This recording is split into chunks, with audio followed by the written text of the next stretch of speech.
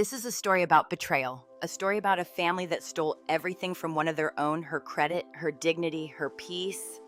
But it's also a story of survival, of standing up when everyone else would rather you stayed quiet. This is Norah Hale's journey, and it's a fight for justice that led her to take back what was hers. Her journey proves that even when you feel lost, there's always a way back. You just have to fight for it. And that's exactly what she did. Stick around. This is a story you don't want to miss. It was a Tuesday morning when Norah walked into the Harbor and Hearth Community Bank, her heart racing, but her resolve firm. She had just taken a half day from her job at Bluefinch Systems to do something she knew would be uncomfortable, but necessary.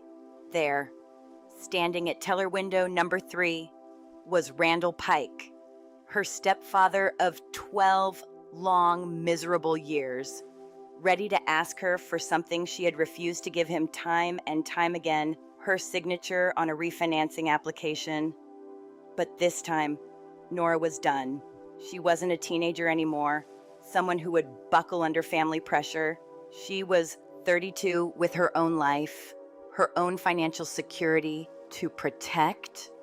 She wasn't going to risk her future for his schemes.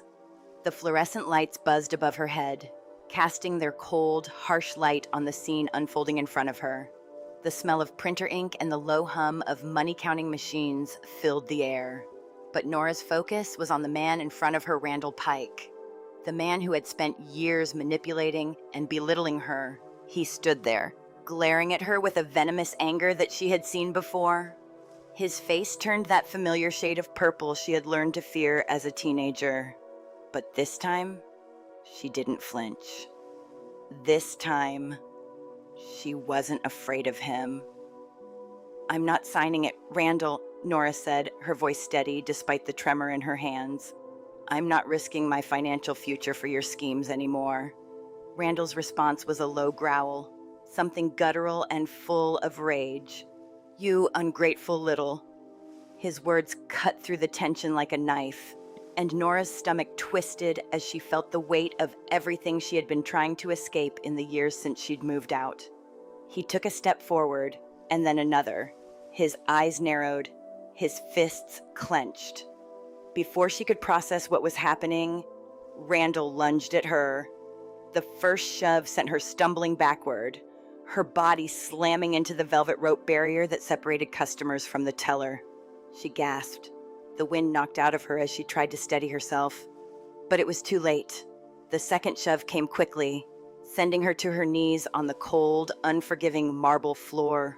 Her heart raced in her chest, but it wasn't the shock of the fall that kept her frozen. It was the look in his eyes, a man who was used to getting what he wanted, no matter the cost. There were gasps around her, the scrape of chairs as other customers began to rise to their feet, but Norah couldn't tear her eyes away from Randall. Her world narrowed, everything else fading away as she heard him scream about ungrateful daughters and family obligations. She felt a sharp pain in her shoulder, a pull in her back, as she tried to push herself upright. But before she could even fully process what was happening, she heard someone shout, "Security." It wasn't until she heard the sound of heavy footsteps that she realized 2 security guards had appeared out of nowhere, grabbing Randall by the arms, pulling him away from her. He was still shouting, still ranting about everything Norah had done to betray the family, but the guards were strong, pulling him out of the bank's main area. Norah barely registered what was happening as the world around her seemed to tilt, everything becoming a blur of motion and sound. But one thing was clear, Randall wasn't finished. Not yet. Then there was her mother, Mara Pike, standing just off to the side, watching the scene unfold, not rushing to help her daughter, not rushing to ask if she was okay. No. Mara simply stood there in her best church dress, her face expressionless. It was as if she had accepted what was happening, as if this violence, this destruction was just another part of life. And when she finally moved, it wasn't to comfort Norah, it was to whisper in her ear, bending down and speaking words that would haunt her for years to come. "Don't shame us, Norah," Mara said, her voice cold and almost calm as she bent down to her daughter's level. Like the blood seeping through Nora's torn blouse and the tear in her shoulder were nothing more than inconveniences. "Not here, don't shame us." The words hit Norah like a slap in the face, and she stood there, bloodied and shaking, feeling the weight of her mother's silence pressing down on her. How could her mother say something like that? How could she be more concerned with appearances, with avoiding shame, than with her own daughter's well-being? Norah felt her heart crack open. She was alone in this, alone in a world where family was supposed to protect you, but instead, they tore you apart. But Norah wasn't going to let this break her, not this time. Pulling herself up, she stood tall despite the pain in her knees.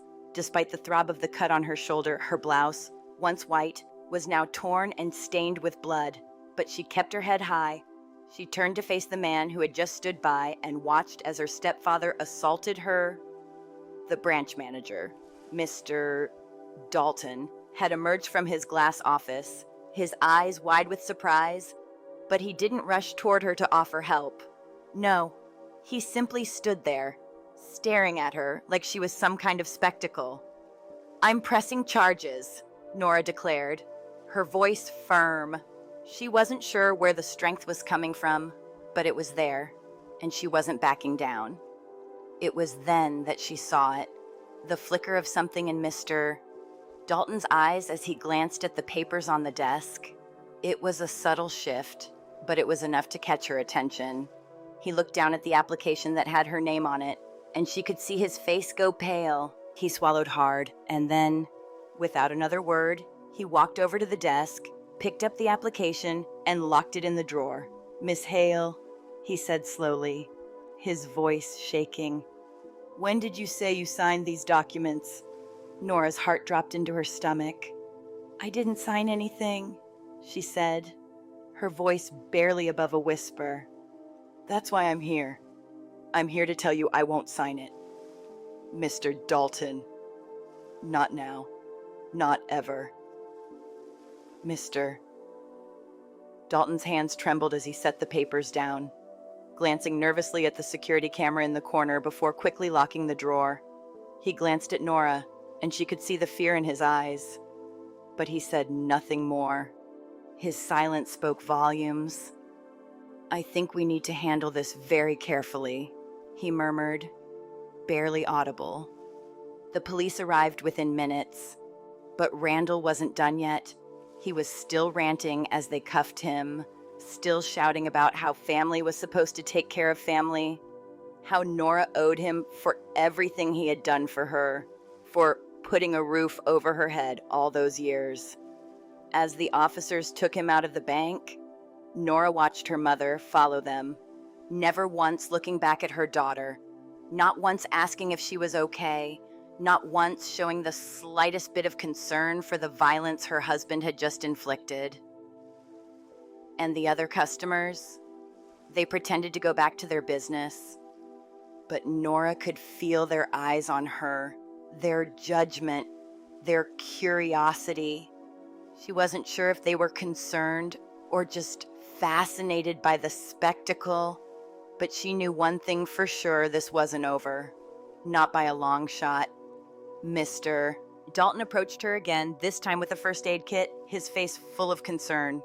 "Miss Hale, would you please come to my office?" he asked, his voice still shaky. "I think we need to discuss something important." The world felt like it was spinning as Norah nodded, her legs shaky but functional. She followed him down the hallway, the smell of coffee and leather in his office a sharp contrast to the sterile air of the bank lobby. As soon as he closed the door behind them, he pulled the blinds down, his movements slow and deliberate, as if he were trying to buy himself a moment to think. "The signature on those documents?" Mr. Dalton began, but then stopped, running a hand through his thinning hair. "It was dated last Thursday, but you're saying you never signed them." "Never," Norah replied, shaking her head. "I've been refusing to co-sign anything for Randall for years. He's defaulted on 2 car loans, barely scraped by on the last refinance. and I won't tie my credit to his anymore." Mr. Dalton nodded slowly, then pulled out his phone. "I need to make a call to our fraud department," he said. "And Miss Hale, you might want to call a lawyer." Nora's stomach twisted. That's when she knew this was bigger than just Randall's violent temper. This was about more than a simple assault. Someone had forged her signature, and from the way Mr.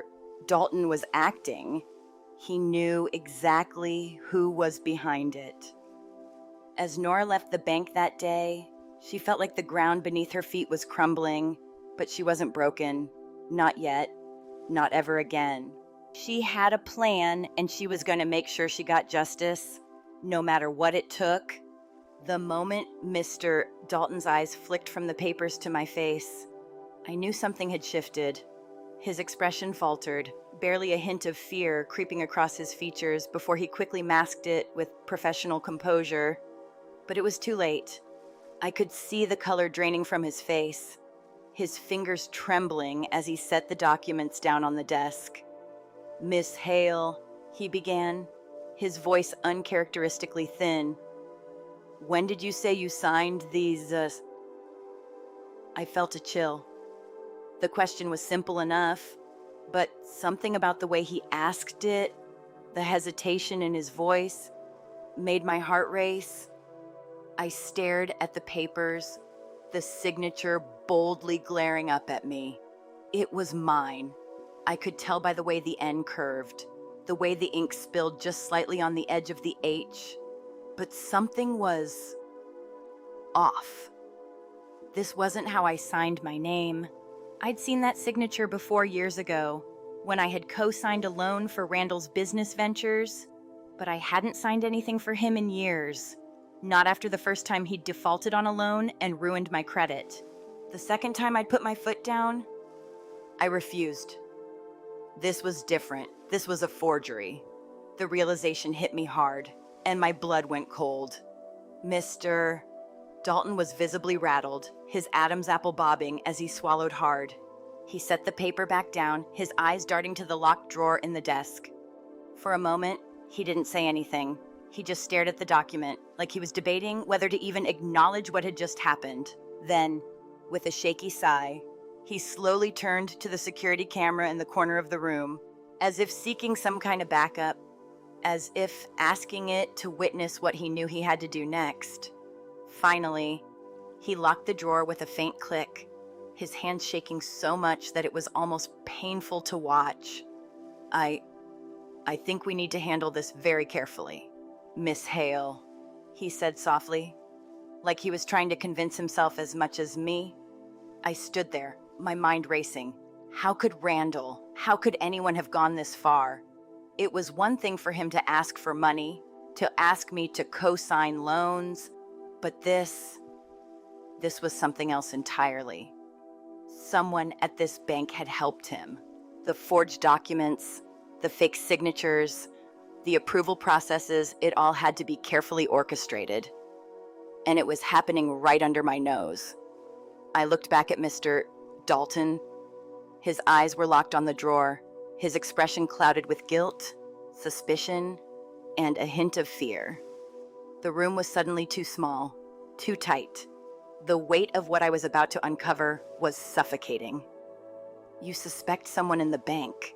I asked, my voice barely above a whisper. His lips pressed together into a thin line, and for a moment, he didn't respond. Then, slowly, he nodded. "I don't know for sure," he said, voice cracking as if the mere thought of implicating someone within his own organization made him sick. "But there are things that don't add up.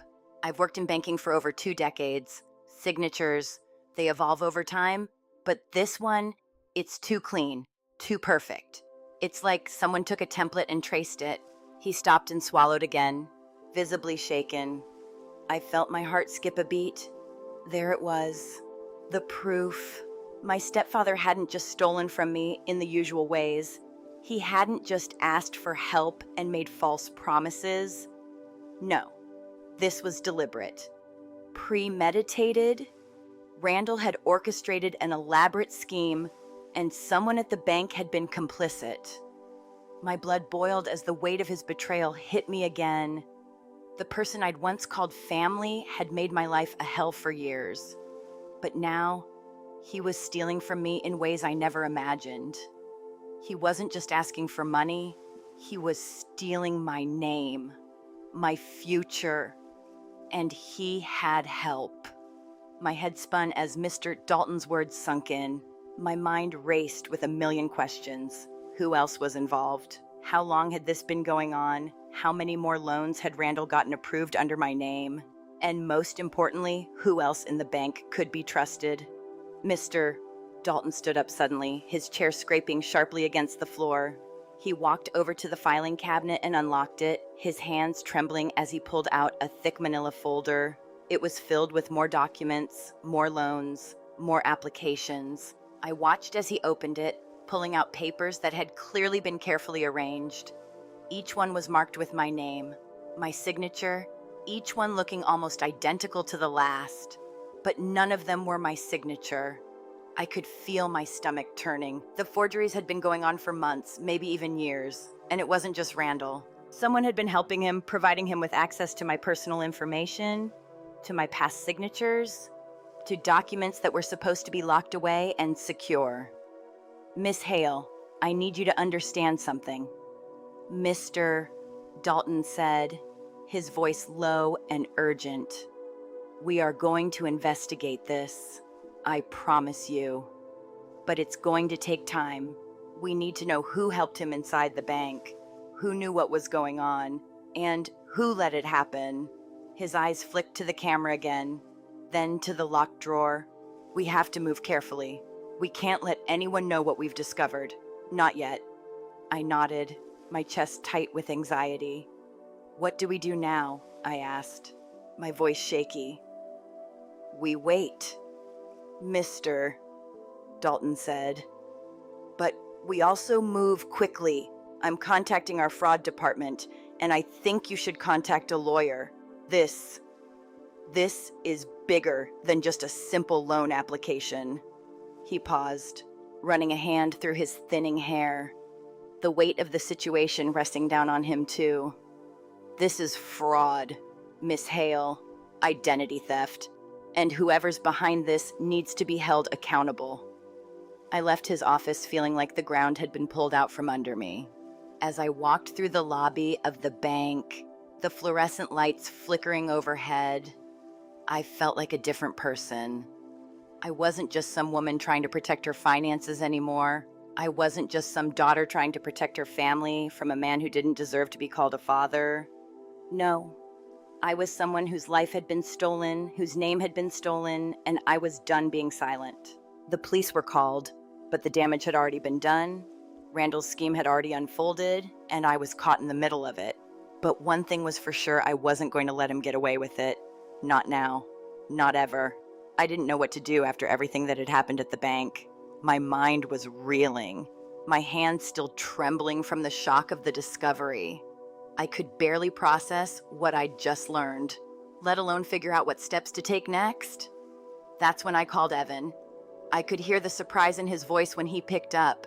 He'd been working on a project at his place, something about refinishing furniture, but all of that fell away the moment I spoke.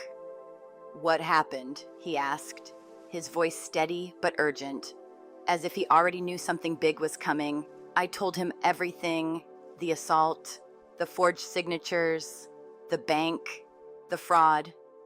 Evan listened in silence, but I could hear his breath quicken, feel the tension building with each detail. Stay there, he said when I finished. I'm on my way. I didn't argue. Evan had always been the one to step in when things went wrong, the one who saw what others missed. He wasn't just my half-brother, he was my protector. And right now, I needed him more than I ever had. It wasn't long before he arrived at my apartment. I heard his knock before I even reached the door. He was standing there, his tall frame filling the doorway, his hands already holding a first aid kit. I glanced at the torn blouse I was still wearing, the bloodstains now dried. I'm fine, I said, trying to sound normal, but I knew I wasn't fooling anyone. Evan raised an eyebrow and stepped inside, his eyes scanning the room like a soldier assessing a battlefield. "No, you're not," he said quietly. "But we'll deal with that later. For now, we need to document everything." He wasn't just talking about my physical injuries, though. Evan wasn't going to let me bury the emotional ones either. He pulled me into his kitchen, where he had a table spread out with everything we'd need: photos, a camera, a notebook for writing down notes. He didn't say much while we worked. Instead, he focused on the task at hand, methodically taking photos of my bruises, my torn clothes, every detail that would help when we confronted this legally. "We'll start with the assault," he said. "We need the medical report, the police report, everything." As Evan worked, I felt a weight slowly lift off my shoulders. He was doing what I didn't know how to do. He was taking control of the situation, and it felt like for the first time in years I didn't have to carry the burden alone. I watched as he snapped pictures of my torn blouse, carefully cataloging each tear. "This is just the beginning," he said as he focused the camera lens. "You need to go to the doctor tomorrow. I'll go with you." I nodded, feeling a knot in my throat. I didn't realize how badly I needed his help until this moment. My brother was not only my protector, but now he was my advocate too. "And then we're going to the police station," Evan continued. "We need to get that assault charge filed. It's a simple step, but it's important. We need to make it clear that this isn't just a family issue, it's a criminal one." The thought of filing an official police report about my own family made my stomach churn. But Evan was right. Randall had crossed a line, and the only way to stop him from doing it to someone else was to make sure the law saw what he had done. That night, after we documented every bruise and injury, Evan stayed with me. I don't think either of us slept much, but at least we weren't alone. The next morning, we made the rounds. First, to the ER for a medical examination. Evan stayed by my side the entire time, his presence grounding me as the doctor checked me over. She was kind, her eyes compassionate as she noted the bruises, the cut on my shoulder, the scrapes from the bank's rope barrier. It felt surreal to be here, in a sterile hospital room, being treated like a victim of assault. But the more the doctor wrote, the more I realized this was real. This was happening. When she handed me the official report, she gave me a reassuring smile. "This will help your case," she said. "Make sure to keep a copy." I clutched the report in my hands, feeling its weight as if it were the first tangible piece of evidence that this nightmare wasn't just a bad dream. Next, we went to the police station, where the officer who took my statement was efficient but empathetic. He asked the usual questions about what happened, where it happened, and who was involved. But the moment I mentioned Randall's name, his expression changed. He didn't ask for details he knew. This wasn't the first time someone had come in with a story like mine. After the assault report was filed, Evan suggested we take a look at the financial side of things. "You've got to call the bank," he said, "and figure out what's going on with that forged signature." "But how do I even start?" I asked. "How do I confront them?" Evan smiled slightly, a wicked glint in his eyes. "Leave that to me. I've dealt with enough shady businesses in the Navy to know how to handle this." I had to laugh, but I felt a little lighter. Evan was all business now, no room for hesitation or second guessing. We made the call to Mr. Dalton, and I was relieved when he agreed to meet us in person. As we walked into the bank, Evan led the way, his stride purposeful, as if he was going to war. I followed closely behind, still feeling the remnants of my fear and disbelief. Mr. Dalton was waiting for us in his office, but he wasn't alone this time. 2 other bank employees stood with him, their faces neutral but alert. I immediately recognized the tension in the room. This wasn't just a regular meeting. They knew something was wrong. As we sat down, "Mr. Dalton glanced at me, his gaze heavy with regret. "Miss Hale," he said, his voice quiet, "I need to be upfront with you. We've started investigating the fraud, and I can't tell you everything yet, but I believe we have enough evidence to move forward." My heart skipped. "What do you mean?" I asked, trying to keep my voice steady. "There's a lot more at play here than just your stepfather." "Mr. Dalton said, "It seems that someone inside the bank has been involved." Evan's eyes sharpened at that. "You're saying someone here helped him?" he asked, his voice cold. "Mr. Dalton nodded slowly. "I'm afraid so. We've found irregularities in the application process, and the signature on your documents, it's a perfect match to an old one we have on file. Someone accessed your records and used that information to forge your signature." The realization hit me like a punch to the gut. My stepfather hadn't just been playing me, he had been playing the system. He'd manipulated the very people I trusted to back him up, to help him steal from me. Evan was already taking mental notes, his mind working faster than mine. "What's the next step?" he asked, his voice low but firm. "We need to identify who helped him." Mr. Dalton said, "We've already started an internal investigation, but it's going to take time. For now, I suggest you start contacting a lawyer." I nodded, feeling the weight of everything begin to settle in. Evan was right by my side through it all, steady as always, making sure every document was accounted for, every step was followed. That night, he sat me down in his apartment, where we'd been going over everything again. "This isn't just about getting the money back," he said, his tone serious. "This is about justice, and you need to be prepared for what comes next." He was right. This was bigger than just me. It was bigger than Randall. This was about standing up for what was right, even when it felt like the whole world was stacked against you. Evan had already started researching lawyers, knowing we needed someone who could handle this kind of case, someone who could help us fight back. The next few days were a blur of paperwork, phone calls, and meetings. But through it all, Evan kept pushing me forward. He was my rock, reminding me every step of the way that I wasn't alone. We weren't just fighting for money or revenge. We were fighting for my future, for my name. And with Evan by my side, I knew we were going to win.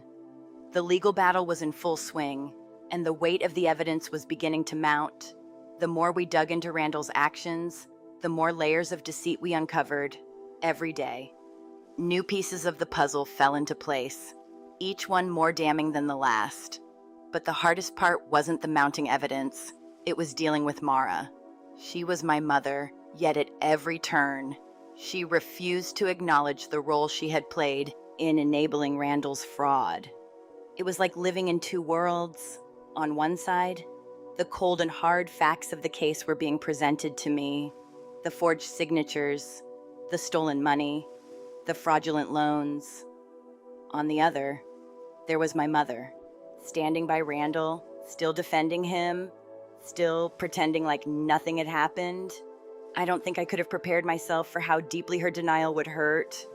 Even now, as I looked through the legal documents and the reports from the bank, I could feel the weight of her silence pressing in.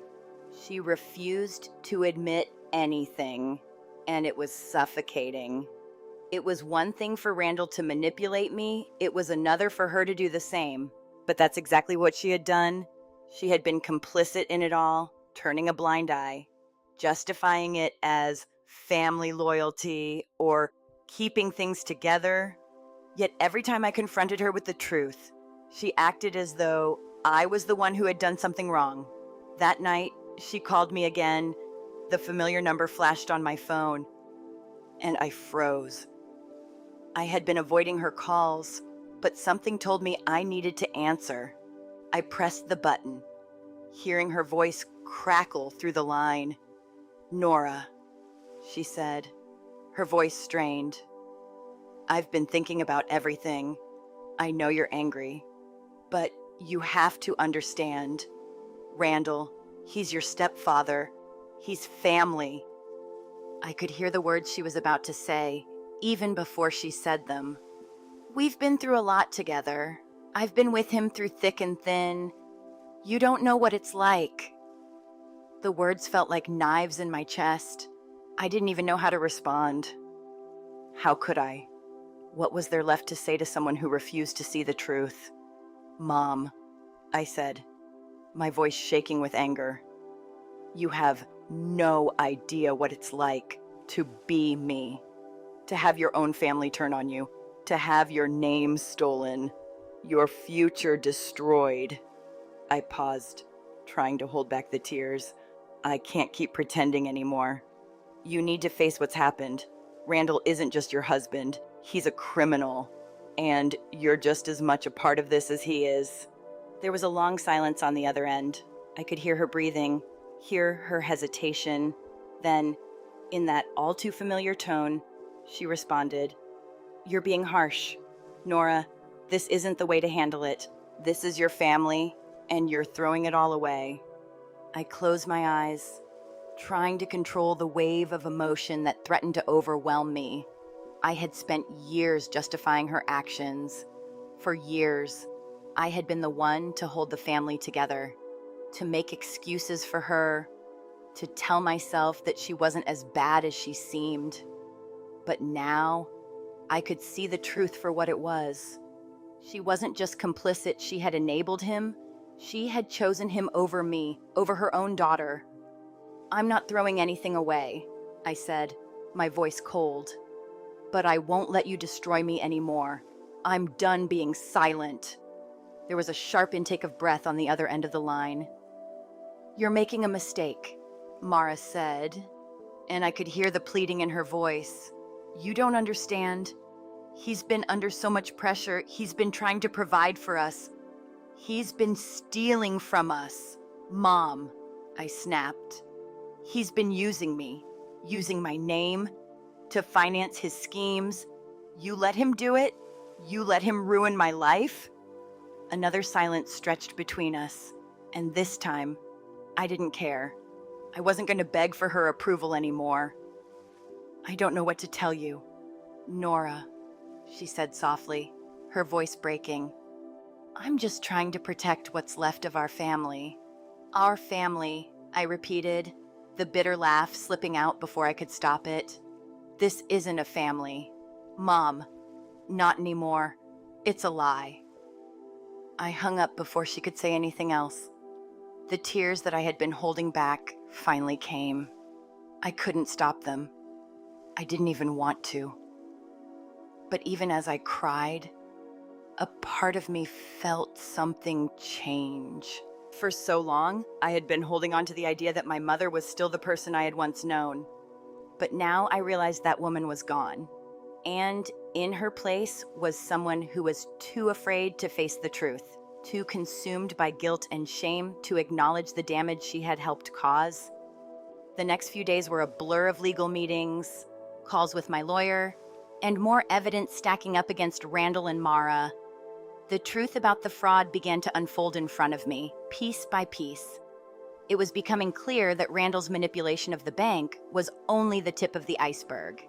He had forged my name on countless documents, opened credit accounts in my name, and used my personal information to secure loans I never agreed to. But the most infuriating part, Mara was still pretending like none of this was happening. She acted as though everything was just fine, that this was some kind of misunderstanding that could be easily fixed. But the more I uncovered, the more I realized how deep the fraud ran. My lawyer, Ms. Rios, was doing everything she could to help, but even she was frustrated by the tangled mess of lies. We've got the evidence, she told me one afternoon, but your mother is going to make this difficult. She's going to try and minimize her role in this. Don't be surprised if she denies everything. I'm not surprised, I said, my voice tight. She's been denying it for years. Ms. Rios nodded, then paused, her eyes serious. Norah, you need to be prepared for the fact that this may not be an easy fight. Your mother's going to try to shift the blame, but you can't let her. You have to stay strong.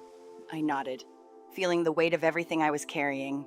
The legal battle was far from over, and with each passing day, the tension between my mother and me grew. She refused to face the truth, and every time I tried to confront her, she shut down. But no matter how much she tried to hide from the facts, I couldn't turn back. The damage was done, the fraud was real, and my mother was a part of it. She couldn't keep pretending anymore. I couldn't keep pretending anymore. One evening, just days before the court hearing, Mara showed up at my apartment. She didn't call first. She didn't text. She just appeared at my door, like she always had. I opened the door to find her standing there, her face pale, her eyes tired. For a moment, we just stared at each other. I didn't know what to say. I wasn't sure I wanted to hear anything she had to say. "Norah," she said quietly, stepping inside. "I want to talk. I know you're angry, but I need you to understand something." "I don't need to understand anything," I said, my voice colder than I intended. "I'm done, Mom. Please," she whispered, her voice cracking. "I'm sorry. I didn't know. I didn't know how deep it went. I never wanted this for you." The words hit me like a slap in the face. I stared at her, feeling the rage building in my chest. "You didn't know," I repeated. "You didn't know that he was using my name to steal from me. You didn't know he was forging my signature. You didn't know he was ruining my life." "I didn't know," she said again, her voice desperate. "I thought it was all just business. But I see now. I see how wrong I was." I shook my head, feeling the tears well up again.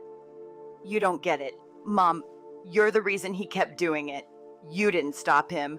You never stopped him. And now, because of you, I'm fighting for my future." Mara's face crumpled, and for the first time in a long time, I saw a flicker of something resembling regret. "I'm sorry," she whispered again. "I'm sorry for everything." But it was too late. I had already lost her. I had already lost the idea of family. "Sorry isn't enough," I said, my voice barely a whisper. "Sorry won't give me back what you took. Sorry won't fix what you let him do." She stood there, silent, tears streaking down her face. And for the first time, I realized I had nothing left to say. No more apologies to offer, no more excuses to make. The fight was no longer about saving her, about saving the family. It was about saving myself. The courtroom was a strange place to be, quiet and full of waiting. Every seat seemed taken, every eye fixed on what was unfolding in front of them. I sat at the witness stand, my hands gripping the edges, trying to steady myself. The weight of everything, the years of manipulation, the betrayal, the lies hung heavy on my chest. I could feel the eyes of everyone in the room on me, some with sympathy, others with disbelief. And then there was Randall, sitting across from me, looking somehow smaller now, but still as dangerous as ever. His eyes flicked toward me once in a while, and I could see the hate in them, the anger at being exposed.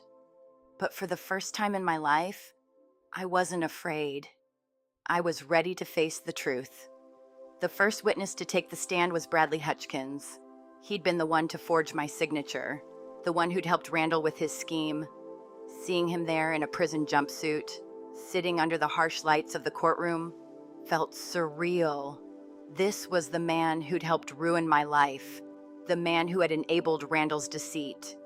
He looked down, clearly uncomfortable, as he recounted how he had been approached by Randall. "He came to me for help," Hutchkins said, his voice wavering.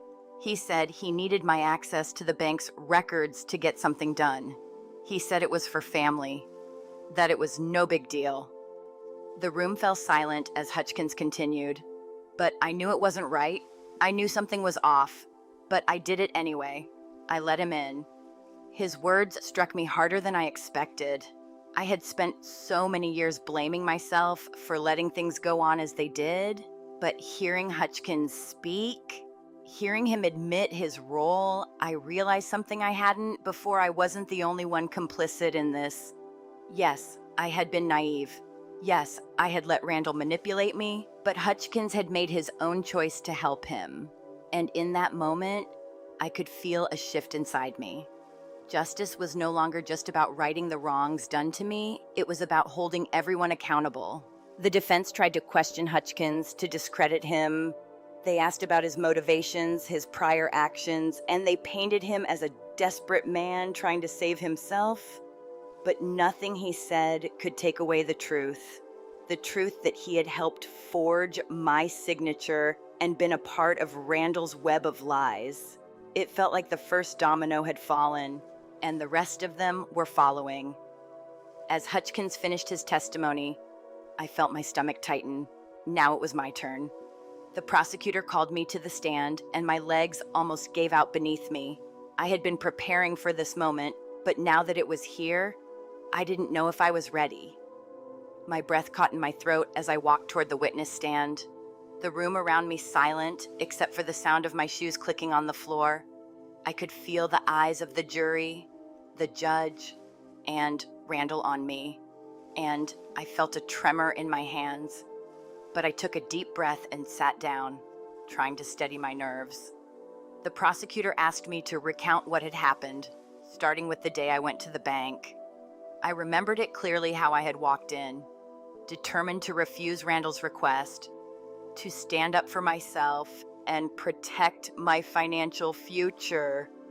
I remembered the anger on Randall's face when I said no, and how quickly things escalated from there. I spoke of the assault, the way Randall had shoved me, knocked me to the ground, and how I had felt completely powerless in that moment.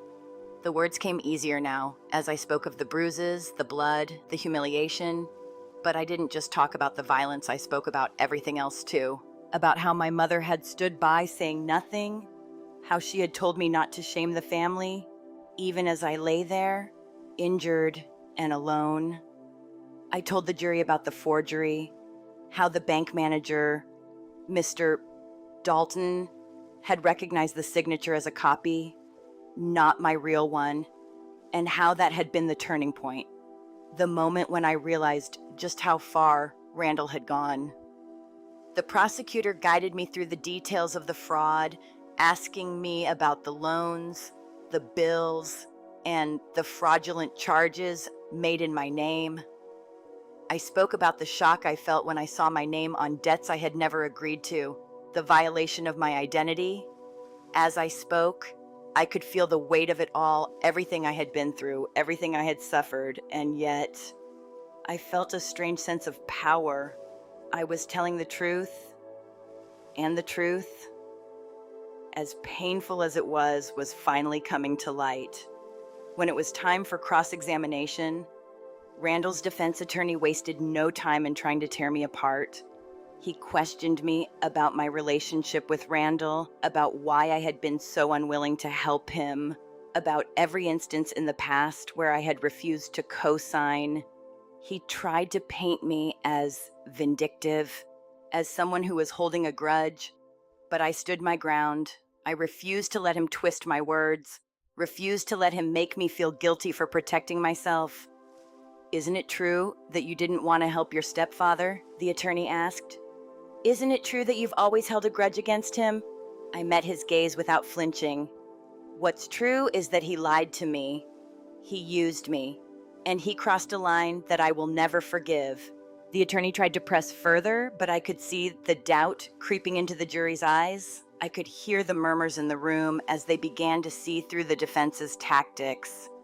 The truth was there, laid bare, and it was no longer just my word against Randall's. The witnesses had spoken. The evidence was clear. The prosecutor made his closing arguments, and for the first time in the trial, I felt a sense of calm.